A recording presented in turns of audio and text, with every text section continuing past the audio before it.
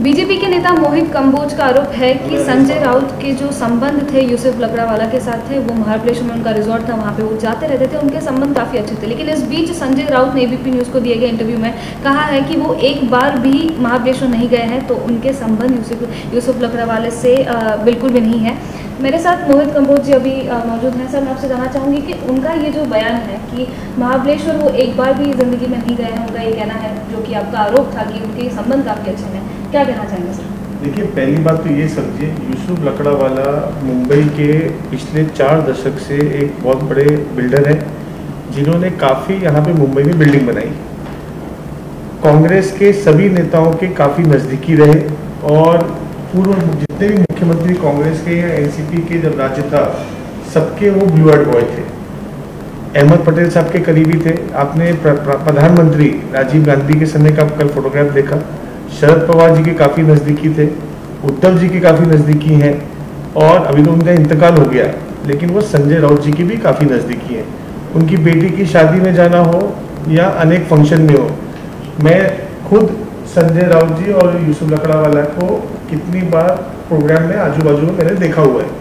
अब किसी के इंतकाल होने के बाद आप उनको झूठा आरोप लगाकर दाऊद इब्राहिम के साथ जोड़ दो, क्योंकि किस तरह से नवनीत राणा के ऊपर आपने एंटी नेशनल का जो केस किया, पूरे देश के अंदर जिस तरह से शिवसेना की थूथू हो रही है कि हनुमान चालीसा के ऊपर आप देशद्रोह लगाते हो।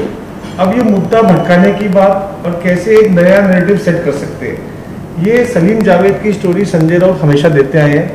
और देखिए, उनको यूसुफ लकड़ावाला और एजाज लकड़ावाला एक गैंगस्टर है जो मुंबई में काफ़ी केसेस में उनके वो मर्डर केसेस और उनके ऊपर गैंगस्टर का आरोप था, वो अभी जेल में अरेस्ट है।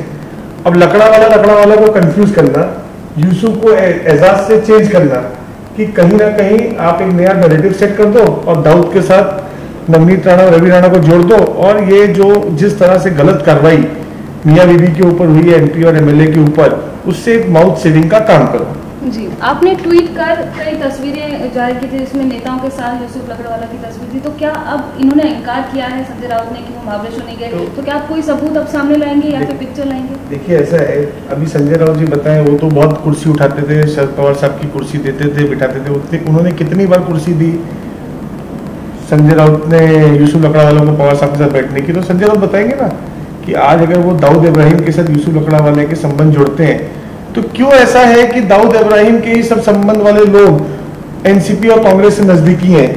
कभी नवाब मलिक निकलते हैं जिनका संबंध टेरर फंडिंग के अंदर है, उसका आप इस्तीफा नहीं लेते हो। फिर आपने देखा होगा पिछली असेंबली में माहिम दरगाह के एक ट्रस्टी हैं, वो दाऊद इब्राहिम से बात कर रहे थे, डॉक्टर जिसके ऊपर पूरा स्टिंग ऑपरेशन हुआ। तो ऐसा क्यों, वो भी एनसीपी के कॉर्पोरेटर लड़े हुए 2012 में, ऐसा क्यों है कि दाऊद इब्राहिम के सभी गुर्गे या दाऊद इब्राहिम के सभी लोग इनके ही आजू बाजू के लोग हैं और इनके साथ ही इन लोग का इन्वॉल्वमेंट है? तो ये आपको मैं पहले बता दूं कि संजय राउत एक कम अभ्यासु मेंबर ऑफ पार्लियामेंट है, जिनको देने और लेने में कुछ समझ में ही नहीं आता है। अब 80 लाख रुपए का जो वो जिक्र करते हैं कि 80 लाख रुपए नवनीत राणा ने को यूसुफ लकड़ावाले ने दिए, तो देखिए, जिधर उन्होंने ये प्रदर्शन किया था शिवसेना वालों ने नवनीत राणा और रवि राणा के घर के बाहर, वो बिल्डिंग किसने बनाई? वो बिल्डिंग यूसुफ लकड़ावाला ने बनाई। यूसुफ लकड़ावाला से नवनीत राणा और रवि राणा ने फ्लैट खरीदा, 7वें माले का जो फ्लैट था वो खरीदा, उसकी पेमेंट उन्होंने की।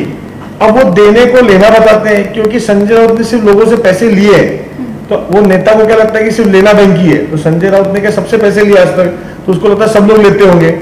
तो संजय राउत के जिस हिसाब से भ्रष्टाचार उजागर हो रहे हैं, जिस तरह से संजय राउत का शिकंजा कसता जा रहा है, प्रवीण राउत से उनके संबंधों के बाद कैसे पत्रालय चाल में 650 लोगों को घर नहीं मिले और बेघर करके करोड़ों रुपए का भ्रष्टाचार करके संजय राउत ने खुद का करोड़ों रुपए का मकान बनाया, जिसके ऊपर ईडी का अटैचमेंट भी हुआ।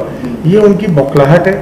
मुझे लगता है इस तरह से अगर संजय राउत आगे चलेंगे तो जल्द से जल्द उनको एक साइकेट्रिस्ट को दिखाकर पागलपन का उनको इलाज कराना चाहिए। मेरा सवाल आपसे यह है कि यूसुफ लकड़ावाला के संबंध आपने जो बताए हैं उनके साथ, क्या उनका कोई सबूत या फिर कोई पिक्चर आप फिर से सबके सामने लाने की कोशिश करेंगे या फिर कोई सबूत आप देंगे? देखिए, ये जग जाहिर है, अभी हर चीज की किसी की पिक्चर मैं तो नहीं रखता हूँ सबकी पूरी, जो चीज जहाँ पे डोमेन में होती है या लोगों में होती है, क्योंकि देखिए आज यूसुफ लकड़ावाला जी का भी परिवार है, उनको भी बहुत आहत हुई कि जिस तरह से संजय राउत उनके बच्चे संजय अंकल बोलते थे, और जिस तरह से संजय राउत ने आरोप लगाए, उनको भी आहत हुई है कि आज जो इतने करीबी थे, पिताजी के पास आते थे जाते थे, और आज पिताजी के नहीं होने के बाद इस तरह से आरोप लगा रहे हैं। तो मुझे लगता है संजय राउत बहुत छोटी और बहुत खोची हरकत कर रहे हैं, ये उनको बंद करना चाहिए। इस तरह की राजनीति बिल्कुल सही नहीं है। जी, उनका ये कहना है कि डी गैंग के इशारे पे मुंबई में दंगा कराने की कोशिश की जा रही है। साथ ही नवनीत राणा केवल एक मोहरा है, उनके पीछे कई सारे ऐसे लोग हैं जो कि छुपे हुए हैं। क्या कहना चाहेंगे इस पर? मैं संजय राउत जो बोलते हैं, आपको बोला ना पागल हो चुके हैं, उनको इलाज की जरूरत है। मैं इसीलिए बोलता हूँ क्योंकि अपना मानसिक संतुलन खो बैठे हैं, और मेरे को लगता है मीडिया को तो उनको सीरियस लेना नहीं चाहिए, छोड़ देना चाहिए। क्यों अब देखिए, डी गैंग का पैसे देने वाला, टेरर प्लांटेशन करने वाला कौन आदमी है? नवाब मलिक। नवाब मलिक क्या है? उनके कैबिनेट मंत्री है, उन्हीं की सरकार मंत्री है, जिसका 2005 से लेकर अभी तक टेरर प्लांटेशन के अंदर पूरे सबूत मिले, कैसे हसीना पारकर और इकबाल मिर्ची और इकबाल कास्कर और दाऊद इब्राहिम तक, टाइगर मेमन तक वो पैसे पहुंचाता था, और उसकी पूरी ट्रेल मिली। सुप्रीम कोर्ट में भी उसको बेल नहीं मिली, और उसको अभी तक आप लोग उसको कैबिनेट से हटा नहीं रहे हो, अभी भी आपका मंत्री है, और आप डी गैंग की बातें करो। तो आपको ये इन्फॉर्मेशन कहां से आ रही है? क्योंकि आपके तो खुद के तारे ना, आपकी कैबिनेट में बैठा हुआ है डी गैंग का आदमी। तो क्या मेरा सीधा आरोप है, क्या आप लोग कुछ ऐसा प्लान कर रहे हो क्या? क्योंकि आपके तो खुद के संबंध है। तो संजय राउत बोलना क्या चाह रहे हैं? संजय राउत अभी तक नवाब मलिक के इस्तीफे पे चुप क्यों है? और जितने सीरियस एलिगेशन, हाई कोर्ट ने भी बेल रिजेक्ट की, सुप्रीम कोर्ट ने भी तुरंत डिस्पोज किया कि this are serious allegations against Nawab Malik, और पूरी ट्रेल मिली है, तो अभी तक उस पर चुप है। तो ये तरह का इंफॉर्मेशन या इस तरह का इनपुट या इंटेल संजय राउत को क्यों आ रहा है, कहां से आ रहा है? तो कहीं ना कहीं तो इनके डायरेक्ट कांटेक्ट हैं, क्योंकि इनकी कैबिनेट में ही डी गैंग के लोग बैठे हुए हैं। जी, कल कुछ ट्वीट्स किए थे उन्होंने, लेकिन कुछ समय बाद उन ट्वीट्स को डिलीट किया गया। इस बार में आपका क्या कहना है? मैं आपको बार बार वही बोल रहा हूँ कि अपना मानसिक संतुलन खो बैठे हैं। उनको समझ में नहीं आता है, वो 2 मिनट के प्लेजर और 2 मिनट की ये मीडिया के अंदर या ट्विटर के ऊपर ट्रोलिंग के अंदर इसका लाभ उठाने के लिए कुछ भी ट्वीट कर देते, कुछ भी बोल देते। देखिए, आज से आप 1 साल से आप पिछले संजय राउत का जितने स्टेटमेंट देखेंगे, कितनी बार उन्होंने भारतीय जनता पार्टी के नेताओं के ऊपर आरोप लगाया। कभी 25,000 करोड़, किसी को 12,000 करोड़, कभी 3.5 लोग, तो कोई बाप बेटे अंदर जाएंगे। क्या हुआ आज तक? कौन सी बात का सबूत दे पाए? ईडी के अधिकारियों के ऊपर उन्होंने आरोप लगाए, सबूत दे पाए क्या?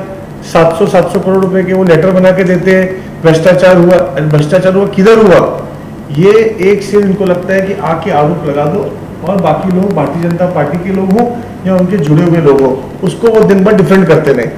तो इस तरह की राजनीति ये जो कर रहे थे 1 साल से, नेशनल टेलीविजन हो या रीजनल टेलीविजन हो, या इनका जो माउथ पीस सामना है, उसके ऊपर आके झूठे आरोप लगाकर आप नेताओं पे छोड़ दो, विपक्ष के जो आपका भ्रष्टाचार उजागर करते हैं उनके ऊपर सीरियस एलिगेशन कर दो।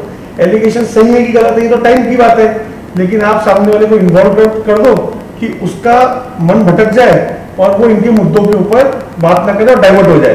तो इस तरह की झूठी राजनीति और एकदम निम्न स्तर की राजनीति जो संजय राउत ने महाराष्ट्र में चालू की है, ये अब उजागर हो गई है। लोगों ने इनका मुखौटा देख लिया। जिस तरह से नवाब का नकाब उतरा है, आने वाले समय में संजय राउत का भी पूरा नकाब उतरेगा। जी, भाजपा के नेता मोहित कंबोज जी मेरे साथ थे। उनका कहना है कि जिस तरह नवाब मलिक का मुखौटा उतरा था, उसी तरह से संजय राउत का भी उतरेगा। साथ ही जो संबंध की बात है, संबंध में मोहित कंबोज जी का मानना है कि ये संबंध उनके काफ़ी गहरे थे यूसुफ लकड़ावाला के साथ, उनके परिवार के साथ, इसलिए अब सबूत हो या ना हो, लेकिन उनका ये मानना है कि संबंध गहरे थे। कैमरा पर्सन योगेंद्र गुप्ता के साथ मैं लता शर्मा, ABP न्यूज़, मुंबई।